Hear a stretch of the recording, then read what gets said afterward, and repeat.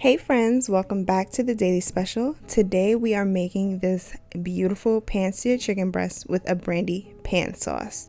So I like to start off by patting my chicken breast dry.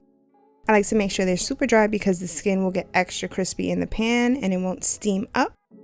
Then we're going to season with some kosher salt. I like to use Diamond Crystal. If you use another brand, you want to use a little bit less because that's a little more salty, but Diamond Crystal is always the way to go for me.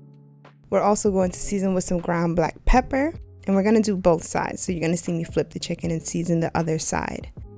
Now, you want to be generous with the salt and the pepper because these are the only seasonings going on that are dry. The other seasonings will be herbs and butter and garlic. So we're going to get that good and seasoned. Next, we're going to heat up a skillet. I like to heat it up before adding oil, and I'm going to add a neutral oil. So here I'm using canola. Then, once it's hot, the oil's shimmering, I slide the chicken to see if it sticks, and if it doesn't, but it sears, it's good to go. So I'm going to lay both my chicken pieces down and start to get a little bit of a sear on that skin. This should take about 6 minutes-ish. So I'm checking every so often to make sure I'm getting that good brown color that I like without any burning. It's starting to get some really good color, so I'm moving the chicken up to the top of my pan, and I'm going to have the thicker pieces towards the middle of the pan because we're going to get ready to baste. Now I'm going to add in some butter, let that melt off a little bit. Then I'm going to add my herbs. Here I decided to go with rosemary and some thyme.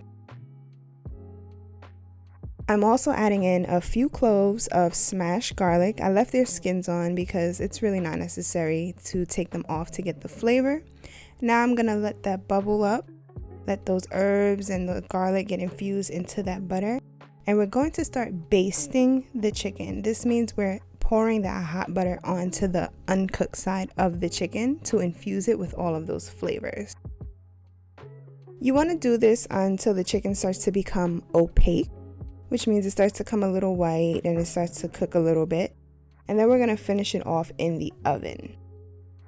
I used a boneless skin-on chicken breast for this, but I left the wings on because I carved it from a whole chicken myself. You can use chicken that doesn't have the wings on, it'll work just fine.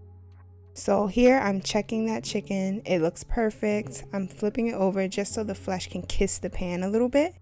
And then I'm going to transfer it to a sheet tray.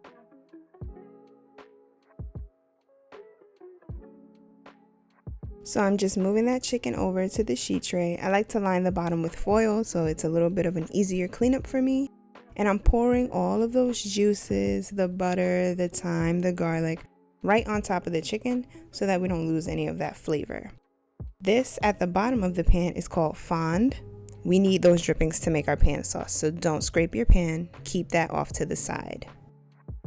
I'm placing this chicken into a preheated 400-degree Fahrenheit oven for about 15 minutes or just until the chicken registers about 160 degrees.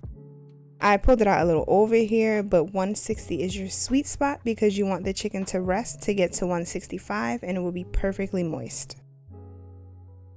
We're getting started on our Brandy Pan Sauce, so we're just adding those shallots, one whole shallot minced, into the pan that had the leftover drippings and some butter oil left over as well.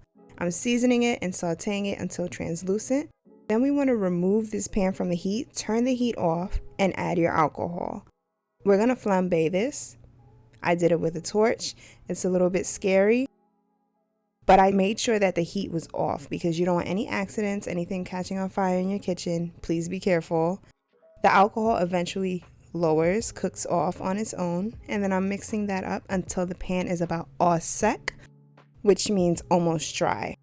Now I'm going to add in about a cup of chicken stock, and I'm going to pump up the heat and let that reduce down by about 3/4. We want this sauce to be a little bit thick. You should be able to run your spatula through it and it should leave a trail. That's how you know it's done. This is going to take anywhere from 5 to 6 minutes, which is why I like to do it while the chicken is resting. So it gives me time to have those juices flow back in the chicken. Now we're taking it off of the heat We're turning off the heat, and it's time to add in the cold cubed butter. The butter has to be cold, and you don't want the butter to melt into this sauce. You want it to emulsify. So it's just going to make this sauce luscious and thick and just have a beautiful sheen. And I like to shake the pan while I'm mixing it with the spatula so that the butter doesn't melt, but it does emulsify with the sauce. As you can see, there's never a time where I'm leaving this sauce alone because I don't want that butter to melt. And you see that we have this beautiful creamy consistency. The sauce is not broken at all. I'm going to season it at the end, not when the liquid is added, because you don't want that to be too salty, and just taste as you go. These are my chicken breasts. I'm cutting them. I like to cut them into 4 or 5 pieces depending on how big the breast is, and I like to cut them skin side down so that the skin doesn't tear when I'm cutting through the flesh. This is how our beautiful chicken looks. I'm going to flip that back over. See, the skin is still intact. Now for plating. Plating usually gets me very stressed out, but sometimes I just go with the flow and just do it and see what happens. Here I'm putting down a little bit of that sauce, and then I'm going to lay down our chicken pieces. One of the pieces I like to leave up exposed so you can see that meat. I learned that a little tip in culinary school. And then I'm going to dress it with a little bit of that sauce.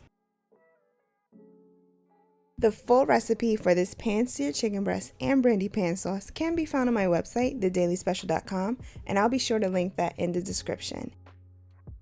If you like this video, please be sure to leave a comment or leave a like and subscribe. It really helps my channel out. Thank you for watching, and I hope to see you next time. Bye.